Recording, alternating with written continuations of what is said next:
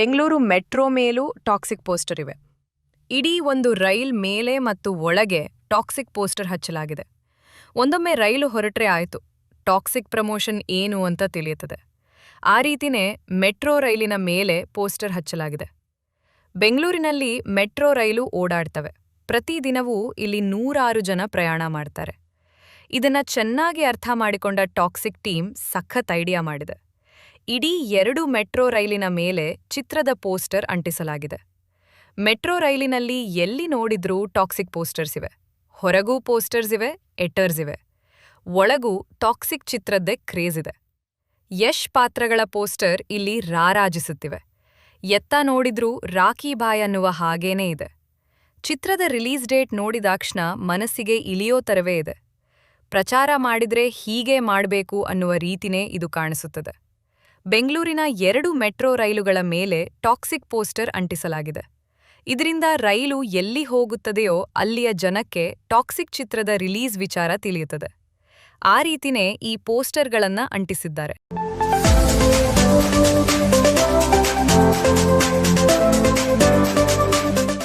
Crazy star Ravichandran ಅದ್ಧೂರಿಯಾಗಿ ತೆರೆಗೆ ತಂದಿದ್ದ ಶಾಂತಿ ಕ್ರಾಂತಿ ಸಿನಿಮಾ ಮತ್ತೆ ಬಿಡುಗಡೆಯಾಗಬೇಕು, ರೀ-ರಿಲೀಸ್ ಮಾಡಬೇಕು ಅಂತ ಅಭಿಮಾನಿಗಳು ಒತ್ತಾಯಿಸುತ್ತಿದ್ದಾರೆ. ಹೀಗಿರುವಾಗಲೇ ಕನ್ನಡ ನಿರ್ದೇಶಕ ಬರಹಗಾರ ರವೀಂದ್ರ ವೆಂಶಿ ಫೇಸ್ಬುಕ್ನಲ್ಲಿ ಒಂದು ಪೋಸ್ಟ್ ಹಂಚಿಕೊಂಡಿದ್ದಾರೆ.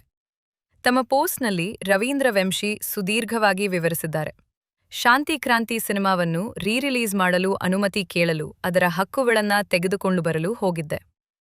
ಆವತ್ತು ರಾತ್ರಿ 9 ರಿಂದ 11 ಗಂಟೆಯವರೆಗೆ ಕ್ರೇಜಿ ಸ್ಟಾರ್ ನಮ್ಮೊಡನೆ ಮಾತಾಡಿದ್ರು. ಶಾಂತಿ ಕ್ರಾಂತಿಯಲ್ಲ, ಈಶ್ವರಿ ಸಂಸ್ಥೆಯ ಯಾವ ಸಿನಿಮಾದ ಹಕ್ಕುಗಳು ನನ್ನ ಬಳಿಯಲ್ಲಿ ಇಲ್ಲ, ಎಲ್ಲವೂ ಸಹೋದರ ಬಾಲಾಜಿಯವರ ಬಳಿ ಇದೆ ಎಂದರು. ಮುಂದೆ ಮಾತಾಡಿದ ಅವರು, ಹಾಗೆಯೇ ಒಂದು ಸಿನಿಮಾ ರೀ-ರಿಲೀಸ್ ಮಾಡಲು ಹಕ್ಕುಗಳನ್ನು ಹೊರತುಪಡಿಸಿ ಎಷ್ಟು ಹಣ ಬೇಕಾಗುತ್ತದೆ ಎನ್ನುವ ಅಂದಾಜು ನಿಮಗಿದೆಯೇ? ಅಷ್ಟು ಖರ್ಚು ಮಾಡಿ ನೀವು ಪ್ರಚಾರ ಮಾಡುತ್ತೀರಿ. ಆಗ ಅದನ್ನು ಈಗಾಗಲೇ ಹಕ್ಕುಗಳನ್ನು ಹೊಂದಿರುವ ಟಿವಿಯವರು ಮರುಪ್ರಸಾರ ಮಾಡಿಬಿಡುತ್ತಾರೆ.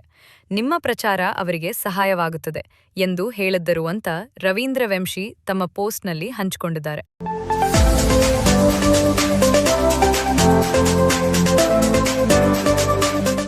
ಬಿಗ್ ಬಾಸ್ನಲ್ಲಿ 60 ಸ್ಪರ್ಧಿಗಳ ಮಧ್ಯೆ ಅಗ್ನಿ ಪರೀಕ್ಷೆ ನಡೆಯುತ್ತಿದೆ.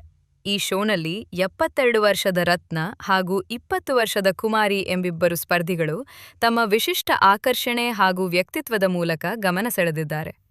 72 ವರ್ಷದ ರತ್ನ ಅವರು ತಮ್ಮ ವಯಸ್ಸನ್ನು ಲೆಕ್ಕಿಸದೆ ಪೂರ್ಣ ಉತ್ಸಾಹದಿಂದ ವೇದಿಕೆಯಲ್ಲಿ ಕುಡಿದು ಕುಪ್ಪಳಿಸುವ ಮೂಲಕ ಜಡ್ಜ್ಗಳ ಮೆಚ್ಚುಗೆಗೆ ಪಾತ್ರರಾದರು.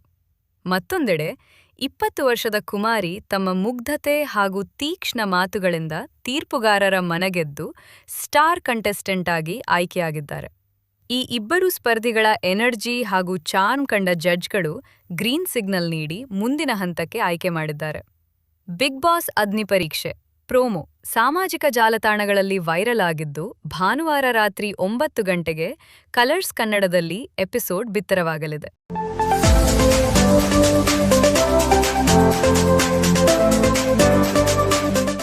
ರೇಣುಕಾಸ್ವಾಮಿ ಪ್ರಕರಣದ ವಿಚಾರಣೆ ಸಂದರ್ಭದಲ್ಲಿ ಜೈಲಿನಲ್ಲಿರುವ ದರ್ಶನ್ ಸೇರಿದಂತೆ ಇತರ ಆರೋಪಿಗಳು ವಿಡಿಯೋ ಕಾನ್ಫರೆನ್ಸ್ ಮೂಲಕ ಹಾಜರಾದರು. ವಿಚಾರಣೆಯ ಕಾನೂನು ಪ್ರಕ್ರಿಯೆ ಮುಂದುವರಿಯುತ್ತಿದ್ದ ವೇಳೆ ಪವಿತ್ರಾ ಗೌಡ ತಡವಾಗಿ ವಿಸಿ ಮೂಲಕ ಹಾಜರಾದರು.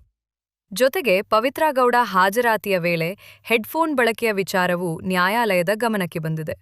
ಇದನ್ನು ಗಮನಿಸಿದ ಜಡ್ಜ್ ಹೆಡ್ಫೋನ್ ಬಳಸಲು ಯಾರು ಅನುಮತಿ ನೀಡಿದ್ದಾರೆ ಎಂದು ಅಧಿಕಾರಿಗಳನ್ನು ಪ್ರಶ್ನಿಸಿದ್ದಾರೆ.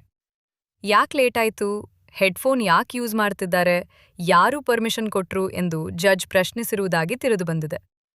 ಅಲ್ಲದೆ ಮಹಿಳಾ ಸೆಲ್ನಲ್ಲಿ ಹೆಡ್ಫೋನ್ಗಳನ್ನು ನೀಡಲಾಗುತ್ತದೆಯೇ ಎಂಬ ಬಗ್ಗೆಯೂ ನ್ಯಾಯಾಲಯದಿಂದ ಪ್ರಶ್ನೆ ಕೇಳಲಾಗಿದೆ. ಪವಿತ್ರಾ ಗೌಡ ಹೆಡ್ಫೋನ್ ಬಳಸುತ್ತಿರುವುದನ್ನು ತಾನು ಗಮನಿಸಿದ್ದೇನೆ ಎಂದು ಜಡ್ಜ್ ಹೇಳಿದ್ದಾರೆ. ಈ ವಿಚಾರದಲ್ಲಿ ಜೈಲು ಅಧಿಕಾರಿಗಳಿಂದ ಸ್ಪಷ್ಟನೆ ಪಡೆಯುವಂತೆ ಸೂಚಿಸಲಾಗಿದೆ.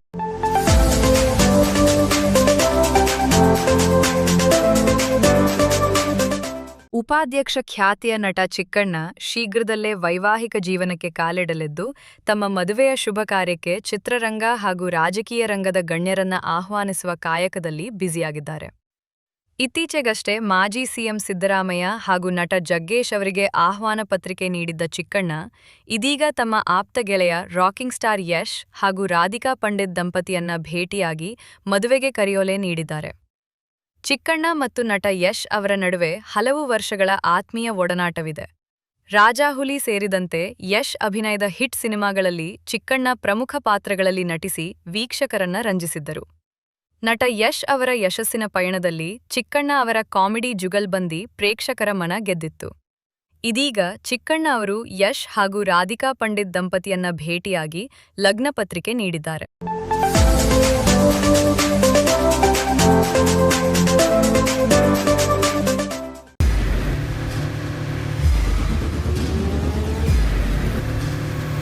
ಪ್ರಜಾಮಾರ್ಗ ನ್ಯೂಸ್, ಇದು ಜನಸಾಮಾನ್ಯರ ಧ್ವನಿ. ನಮಸ್ಕಾರ. ನೀವು ನೋಡ್ತಾ ಇದ್ದೀರಾ ಪ್ರಜಾಮಾರ್ಗ ನ್ಯೂಸ್. ರಾಷ್ಟ್ರದ ರಾಜ್ಯದ ರಾಜಕೀಯದ ಬಗ್ಗೆ ಹೆಚ್ಚಿನ ಸಿನಿಮಾ ಅಪ್ಡೇಟ್ಗಳಿಗಾಗಿ ಫಸ್ಟ್ ಲೈಕ್ ಮಾಡಿ, ಸಬ್ಸ್ಕ್ರೈಬ್ ಆಗಿ, ಹಾಗೆ ಫಾಲೋ ಕೂಡ ಮಾಡಬೇಕು.